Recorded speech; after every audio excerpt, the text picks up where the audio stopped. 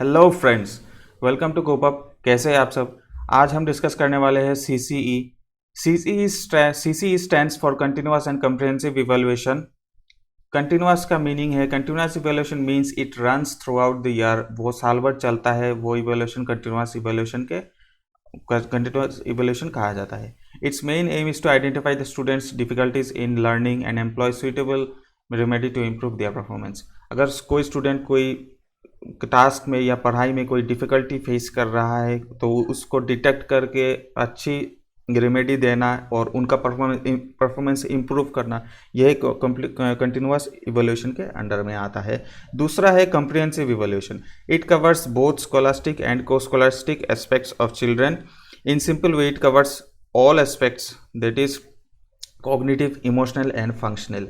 Scholastic aspects, that is pen paper activities, and co-scholastic activities, that is co-curricular activities, जो बाहर हम खेलते कूदते हैं वो ही एक्टिविटीज़ को-स्कॉलास्टिक एस्पेक्ट्स में आता है। को तो ये कॉम्प्रिहेंसिव ये सभी एस्पेक्ट्स को कवर करता है। कॉग्निटिव, कैसे बच्चे किसी चीज़ को अंडरस्टैंड कर पाते हैं, अप्लाई कर पाते हैं, नॉलेज को एक्वायर कैसे कर रहे हैं, कितनी जल्दी एक्वायर कर रहे हैं, ये कॉग्निटिव एस्पेक्ट में आता है। और दूसरा है इमोशनल।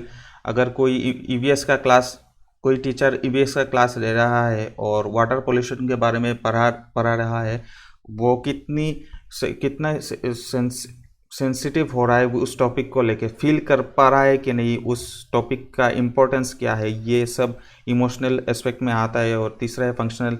वो के टास्क होमवर्क या रीडिंग, क्लास में अगर रीडिंग का टास्क दिया गया हो तो वो कितनी अच्छी तरह से परफॉर्म कर रहा है कि नहीं, फंक्शन कर रहा है कि नहीं, ये सब कॉम्प्रिहेंसिव इवैल्यूएशन में आता है।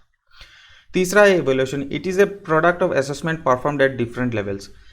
ये असेसमेंट का एक प्रोडक्ट है। ये आकलन, हम किसी भी स्टूडेंट को अगर एसेस करना है तो हमको मेजर करना पड़ेगा, आकलन करना पड़ेगा उनका परफॉर्मेंस। उसी का प्रोडक्ट है evaluation.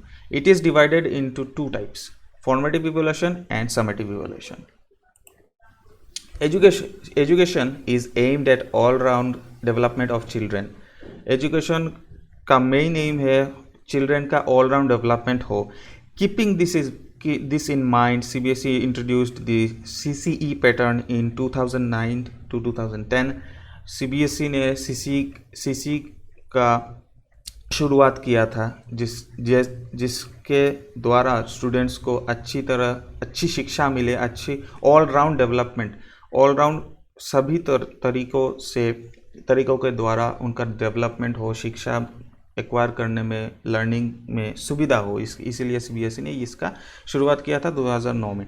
This was introduced under the act RTE act 2009। ये राइट टू एजुकेशन एक्ट के अंडर में आता है। इट डिस्करेजेस रोड लर्निंग, बहुत इंपॉर्टेंट पॉइंट है। ये रट्टाफिकेशन को डिस्करेज करता है। रट्टा मारना सख्त मना है अगर आप CCE फॉलो कर रहे हैं। CCE covers all aspects of students development through cumulative record. Cumulative record मतलब पेरेंट्स का बैकग्राउंड, स्टूडेंट्स का बैकग्राउंड, पेरेंट्स का इनकम, वैसे एट्सेट्रा एट्सेट्रा, स्टूडेंट्स का biodata kind of type. Cumulative record एक स्कूल में मेंटेन किया जाता है, वही क्यूमुलेटिव रिकॉर्ड है। असाइनमेंट्स में हम लोग को किसी टॉपिक के ऊपर लिखने देते हैं या कुछ साइंस में कुछ डेमोन्स्ट्रेट करने के लिए कुछ चीज़ें बनाने देते हैं, जैसे सोलर सिस्टम बनाने देते हैं, थर्मोकोल से बना के लाते हैं। वो सब एक्टिविटी है जिसके द्वारा स्टूडेंट्स अंडरस्टैंड करते हैं, रिसर्च करते हैं और अच्छे से उन कॉन्सेप्ट्स डेवलप होते हैं। वो लोग एक्टिविटी में व्यस्त रहते हैं, बाहर से पूछते हैं, लिखते हैं, जिसके द्वारा उनका लर्निंग प्रोसेस इजी होता है, फ्रूटफुल होता है। तीसरा है एनेक्डोटल रिकॉर्ड्स। एनेक्डोटल रिकॉर्ड्स वो डे टू डे एक्टिविटीज़ जो टीचर लिखते हैं, स्टूडेंट्स ने क्या किया है, अगर कुछ गलती किया है, कुछ उल्टा पुल्टा किया है, वो सब लिखते हैं। अच्छा किया तो होमवर्क लिखते हैं, होमवर्क क्या दिया है वो सब स्टूडेंट्स भी लिखते हैं। अगर टीचर भी लिखते हैं अगर कुछ स्टूडेंट्स गलतियाँ करते हैं, वो सब एनेक्डोटल रिकॉर्ड्स के अंडर में आता है। It is assumed that CCE would help in reducing the exam pressure on the child.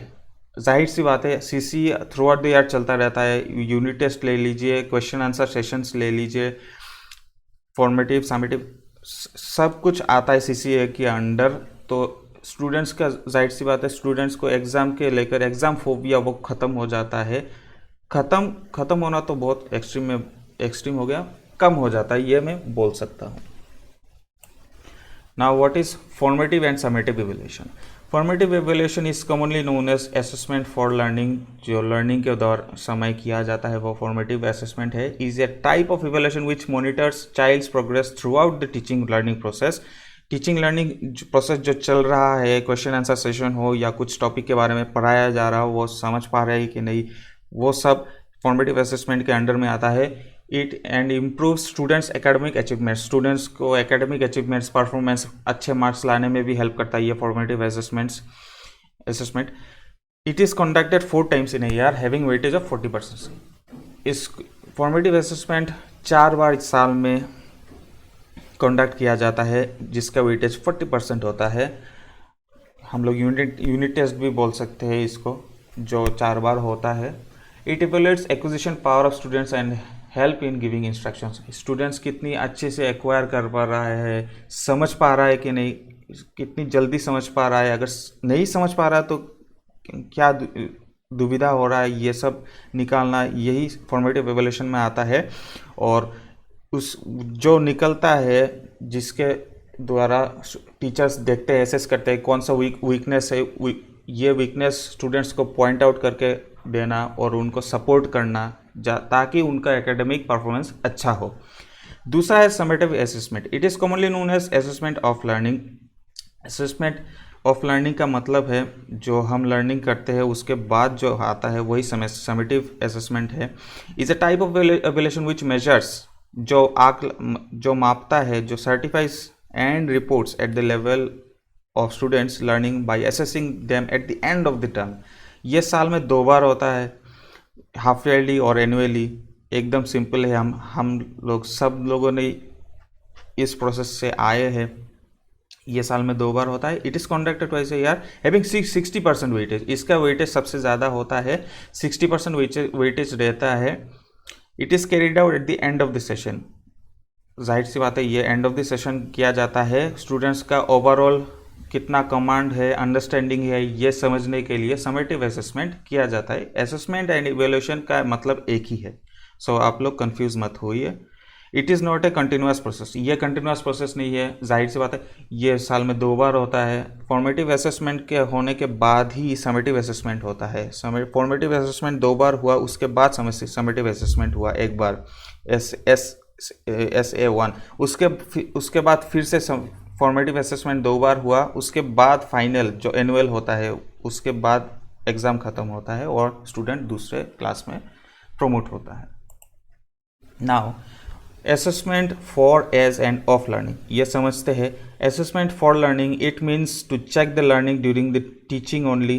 Teaching के समय जो लर्निंग को चेक किया जाता है थ्रू क्वेश्चन आंसर, और स्टूडेंट्स को डायरेक्ट पूछ लिया जाता है कि किसी कॉन्सेप्ट के बारे में कुछ पूछ लिया जाता है, या फिर प्रीवियस नॉलेज भी चेक किया जाता है। अगर एक क्लास हो गया है तो दूसरे दिन भी चेक किया जाता है कि हुआ कि नहीं, ग्रास्प हुआ कि नहीं, स्टूडेंट्स अच्छी तरह से समझ पा रहे हैं कि नहीं। ये assessment for learning formative assessment के अंडर में आता है। दूसरा है assessment of learning. It is performed after the learning. Learning ख़त्म होने के बाद, क्लास ख़त्म होने के बाद, क्लास ख़त्म होने के बाद या पूरा सेशन हाफ ईयरली मतलब हाफ ईयरली होने से पहले जो क्लास में किया हुआ है वो सब एक सिलेबस दिया जाता है स्टूडेंट्स को। उस सिलेबस के अकॉर्डिंग जो हाफ ईयरली देते हैं या एनुअली देते हैं वही समेटिव असेसमेंट है। Assessment as learning, students self assess their learning. Students अपने आप एसेस करने लग जाते हैं अपने लर्निंग को। It is based on diagnostic evaluation. अपने आप डायग्नोस करने लग जाते हैं कि कहाँ पर वो वीक पर रहे, कहाँ पर स्ट्रॉन्ग है, स्ट्रॉन्ग पे ज़्यादा काम करना है, और वीक पे कहाँ पर वीक है तो वीक पे और भी ज़्यादा जोर देना है ताकि वो एग्ज़ाम में अच्छा कर पाए। Basically it is self actualisation of a student in terms of learning. Now what is the difference between scholastic and co-scholastic aspects of a child? Scholastic में it is based on academic achievements. ये सिर्फ academic achievements तक ही सीमित है scholastic. और को scholastic it is based on physical and model values. Physical में क्या होता है, जो स्टूडेंट्स एक्टिविटी करते हैं, डिबेट्स करते हैं, ड्राइंग करते हैं, आर्ट्स कंपटीशन एट्सेट्रा में एक्टिव रहते हैं। डिबेट्स में कौन सी चीज़ राइट है, कौन सी चीज़ रॉन्ग है, ये सब हम डिबेट्स में प्रैक्टिस करते हैं। डिबेट्स के द्वारा मॉडल वैल्यूज़ भी डेवलप होते हैं। बहुत इंटरेस्टिंग है, को स्कॉलास्टिक एस्पेक्ट में आता है।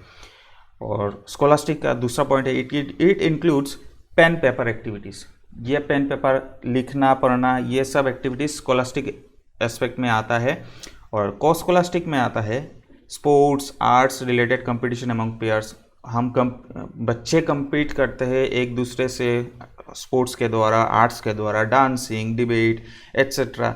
वो लोग एक साथ होते हैं, compete करते हैं, देखते हैं कौन अच्छा है, कौन कितना अच्छा है, एक दूसरे से कितना अच्छा है। ये सब प्राइज़ दिया जाता है, उनको एनकरेज किया जाता है, जिसके द्वारा वो उन लोगों का दूसरा एस्पेक्ट, दूसरा पर्सनैलिटी भी डेवलप होता है। मतलब ऑल राउंड डेवलपमेंट होता है एक स्कॉलास्टिक और को स्कॉलास्टिक दोनों के मिश्रण से। दोनों ही इम्पोर्टेंट है, कोई किसी एक को नेग्लेक्ट करना अच्छा नहीं होता।